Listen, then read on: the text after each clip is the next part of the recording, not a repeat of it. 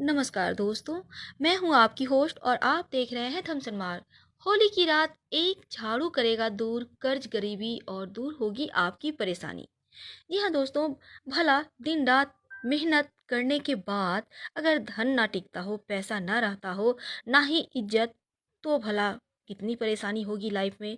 ये इसका अंदाज़ा लगाना मुश्किल तो नहीं है, क्योंकि लगभग सभी के साथ एक ही हाल है।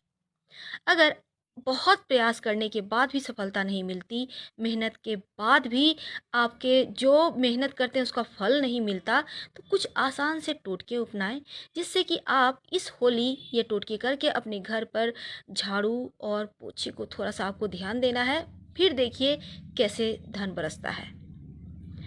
याद रखिए, वैसे तो झाड़ू से संबंधित बहुत सारी चीज़ें हैं, जैसे कि घर में अंधेरा होने के बाद झाड़ू नहीं लगाना चाहिए, और लगाएं भी तो कूड़ा कूड़ा बाहर ना फेंकें, इससे लक्ष्मी का अनादर होता है।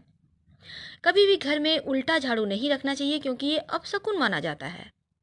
परिवार के किसी भी सदस्य के घर से तुरंत बाहर जाने के बाद झाड़ू या पोछा लगाना अशुभ माना जाता है।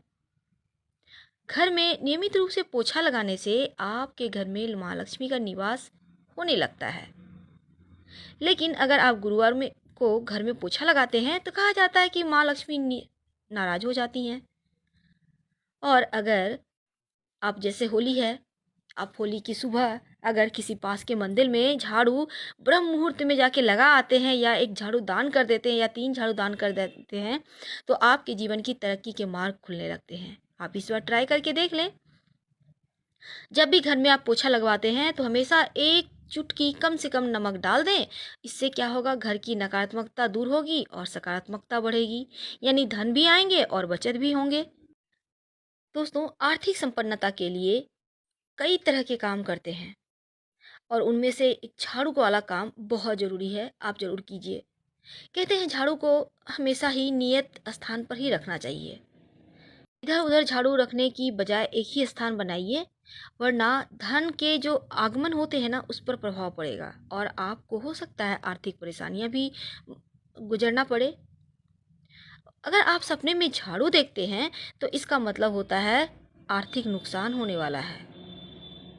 अगर आपके घर में बहुत ज़्यादा समय से झाड़ू पड़ी हुई है, उसका यूज नहीं है, तो फिर ऐसे झाड़ू को शनिवार से उसका उपयोग शुरू कर दीजिए, या फिर ऐसे झाड़ू को घर से बाहर कर दीजिए, क्योंकि 6 महीने के बाद झाड़ू चेंज करना बहुत ज़रूरी होता है। ज़्यादा दिन तक झाड़ू घर में रहने से नकारात्मकता फैलाता है। हम जिस प्रकार घर में धन को छिपा कर रखते हैं, उसी प्रकार झाड़ू को भी अपने घर में आने जाने वाले की नज़र से छुपा कर रखना चाहिए। आप ढक के रखिए, ये ज़्यादा अच्छा रहेगा।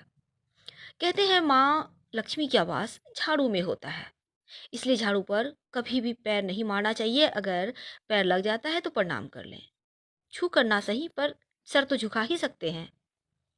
और झाड़ू बहारने के बाद हमेशा साफ करके रखिए, झाड़ू कभी खड़ा मत रखिएगा।